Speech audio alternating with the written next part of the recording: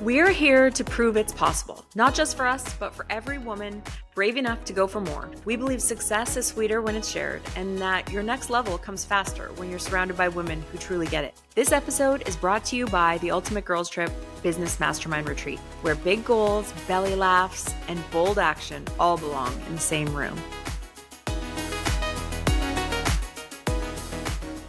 Hi, welcome back to Proof It's Possible. We're so happy that you guys are here. Today we have a very special guest. It is Brittany Noonzig from the viral YouTube channel Empowered Para. And so, Brittany, we love that you're here because we don't know anybody else that's ever had like millions of views on their YouTube. So that's very cool. But why don't you tell us a little bit about yourself and let the listeners get to know you? Sure. Thanks for having me. Well, my name is Brittany and I am a paraplegic. I was hurt in an accident when I was 13 and I really struggled with life in a wheelchair. And I wasn't like depressed or suicidal or any of the things that some people go through when they get paralyzed. I just was sort of stuck. I didn't really know how to be in a wheelchair and I didn't really know anybody that was in a wheelchair that could teach me from a like spinal cord injury perspective. And so I just kind of like floundered for a number of years and settled, I guess, for things that I thought were really safe. My mom helping me with my personal care and not really learning how to do anything independently. And eventually the comfort of it got really uncomfortable and it got really embarrassing and shameful the older I got because I was 13 when I was hurt. I was just about to say, like, it is the world's most awkward time for every 13-year-old. Like, you're just like unsure of your body naturally because it's going through changes and you're like, embarrassed about your period and all the things that are kind of happening in that time frame. You're like, oh, this is the most mortifying. I'm the only woman on earth that this has ever happened to.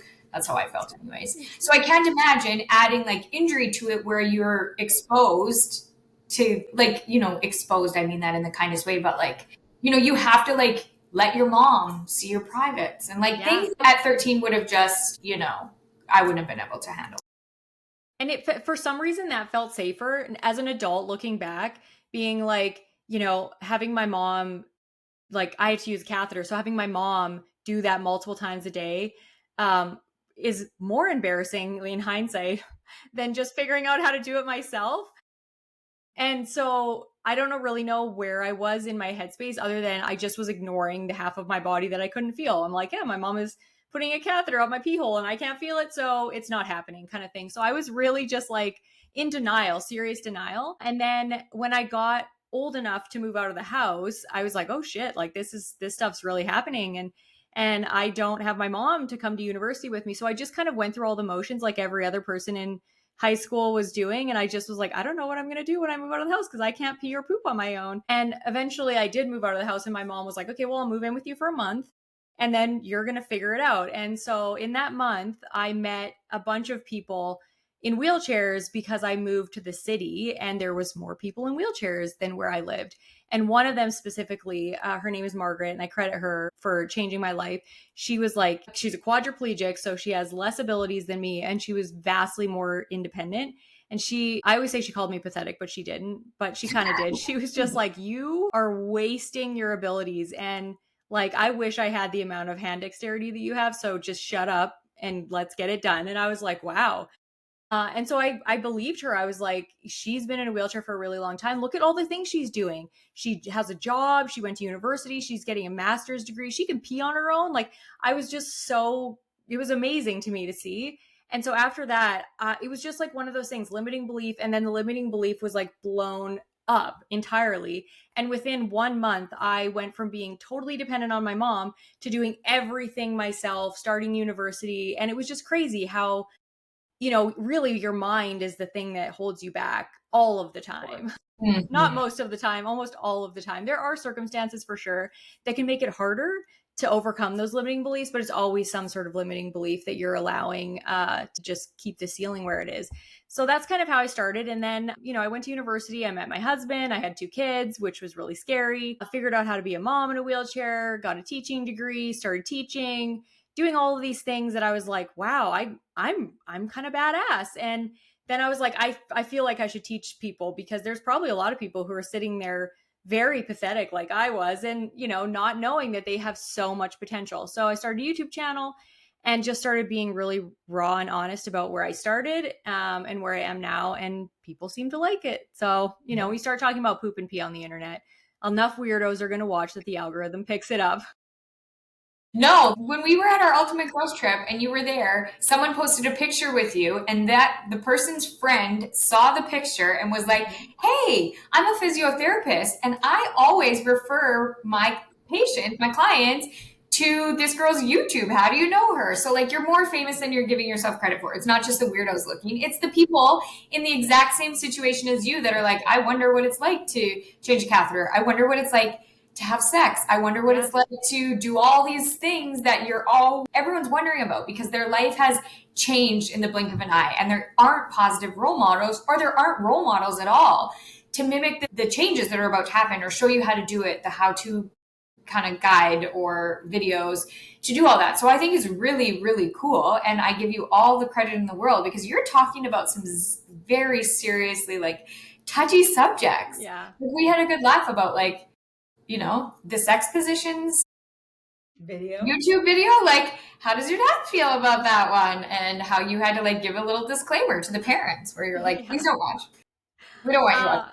I struggle a lot with my mom and dad and my children because I'm like, you know, I really want to help this community that is really underserved in terms of the amount of really good information from a like a life experience perspective.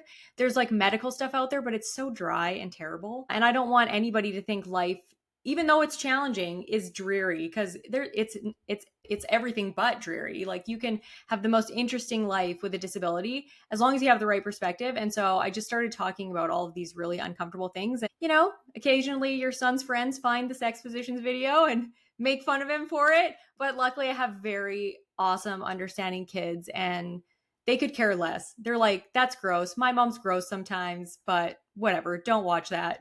yeah. And they just kind of move on from it. Wouldn't you say that you're like being vulnerable is sort of the key to your success? Like, realistically, opening that door has been your superpower. It's been the difference between, like you said, sort of dryly talking about, like, when you're in a wheelchair, you're going to need a cushion. When you're this, you're going to need that. You know, you're like, so I peed my pants today on an airplane or whatever. Yeah. That's what gets people watching, is Yeah. you telling the real story, the real embarrassing thing, the real hard thing. And that vulnerability has been truly the difference between a YouTube channel that gets no views and a YouTube channel that's got millions of views. And what prepared you to do that? Like, what was the, like, day that did you build up where you're like, I'm just going to start with one little topic that's kind of risque, and then next thing you know, you've got a sex video on online? Or I think I did definitely build up to it, because at first I was really uncomfortable talking about certain personal things, like how much can I feel below my level of injury and like all of that stuff, because it was mostly questions. I would put something out on the internet and then people would ask specific questions like, can you feel your genitals? And then I would be like, how do I say that? Should I talk about that? So then I would try and find ways around, like, I can't feel anything below my level of injury. And then it was just weird. I'm like, this is weird. It's so much harder to just try and like skirt around the truth than to just say the thing. For sure. And the more truth I gave, the more people were emailing me and being like, oh my God, I'm dealing with this exact same thing. And you're the only video that came up when I wanted to Google this. And I guess that's what keeps you going, is like when you get feedback from people that it's directly helping them, then you're like, I don't care.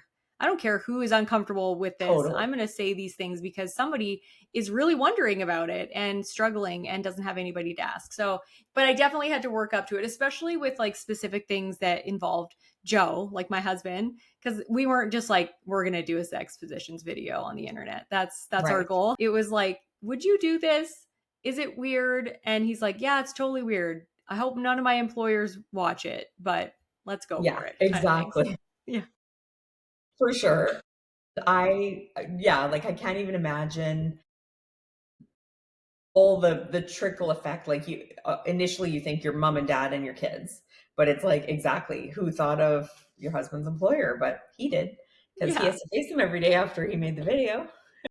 That's one thing about being on the internet that I think people, you think more people from your own life are going to see your stuff than they actually do. Like it's only really relevant to the people that it's relevant to, and For sure. your uncles and aunts aren't just watching, how to find your pee hole with a catheter video Yeah, for nobody's exactly. watching that you really care about other than the people that need to know that information because it's not relevant to most people. Their So, life, exactly, and they're not gonna exactly. take the 30 minutes or 45 minutes to actually Yeah.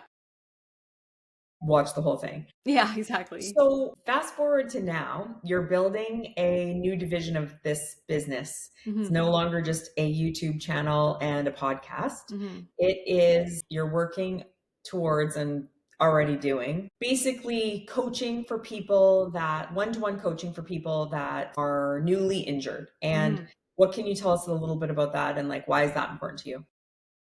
So ultimately, what people need is guidance when they're paralyzed because you've never been paralyzed before. And there's very few people that have gone through this experience. And even though you have lots of people have a really great support system, mom and dad, husband, kids, whatever, they've never been paralyzed before either. So they're just as confused and nobody really knows what to do, the questions to ask to help you guide your own journey through this traumatic time. And so I just want to help people do that. I want to help people answer some questions that are going to help them figure out what is the most important thing to focus on right now. Should I spend my money on this? Should I spend my time on this? How do I get back to the things that I love without focusing on, bowel and bladder and all the things that seem so overwhelming? And I just want to be able to use the experiences that I've had and, the mistakes that I've made to make other people's journey way smoother than mine was. So that's why coaching is so important to me. And there's nobody else doing it. Like there's no rehab Well, coach out exactly. there. So I figure Truthfully, why not be the first? there's not enough qualified people that have the interest in doing it and being so Exactly. vulnerable. So I think that that's part of what's amazing about it is that it's not a career that anyone can pick up. No. They always say that like what start the business or the service that your former self needed, Yeah. and this is exactly that, right? It's doing that in a nutshell, and I feel like it's such a gift to the world and to everybody that does need this kind of guidance to offer it. I think that anyone that hires you is so lucky because what would you have done to have you who and what's great about you too is the success story of it. You're not there to be like your life is going downhill from here. This Yeah. is the worst. You're going to be sad forever. You're always going to feel like you're missing out on everything that's fun. Just buckle up for the terribleness of it. Hmm. You're going to live in poverty. Like all of the things that can come with, and like statistically, are one side of this story. And you and I, as both wheelchair users, are not that statistic. We both Yeah. have decided like, we're not going to do our lives like that. We're still Yeah. going to find joy. We're still going to be happy. We're still going to have careers.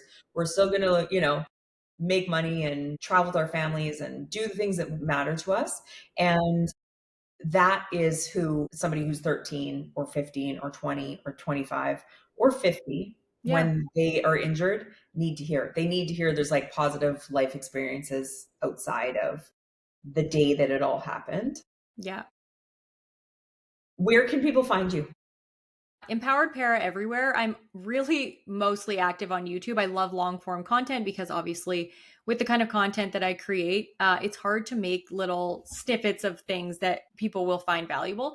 So I love long form content. It's just a better way for me to engage with the audience, just ask valuable questions in the comments and stuff. So find me there most of the time. But I do occasionally post on Instagram and I obviously am checking like my DMs and stuff like that. I just don't post all the time there. So Instagram, TikTok, Facebook, and YouTube, all the same. And then my email is the same too, empoweredpair@gmail.com. So And yeah. so if somebody wants to work with you, because I know your coaching is not totally on the site yet or whatever, Yeah. but you are actively doing it, they can DM you or email you? Is that Yeah. the They best? can email me or DM me and just ask about my coaching. And yeah, I'll give them all the details. Amazing. Well, thank you so much for being here. We're so proud of you, and we're just so happy that you're putting your brilliance out into the world for the people that need it, because I think that you're truly changing the world. And like anyone who gets to coach with you is very lucky. Anybody that is watching your YouTube channel and getting value out of it, including me, like there's been times where you're like, do you have the right seat cushion or something? And I'm like, I don't think so. And so I'm watching, I'm like, I need to know. I really need to know.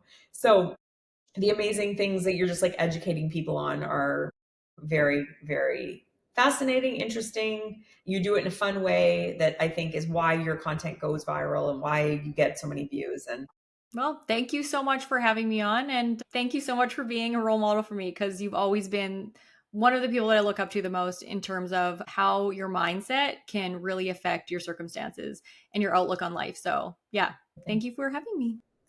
have a great day, everybody. Thanks for listening. We are so grateful you're here.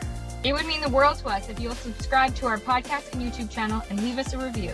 If you want to hear more from us, go to proofitspossible.com to join our mailing list and find our social links so you don't miss a thing. Thanks, and chat next time.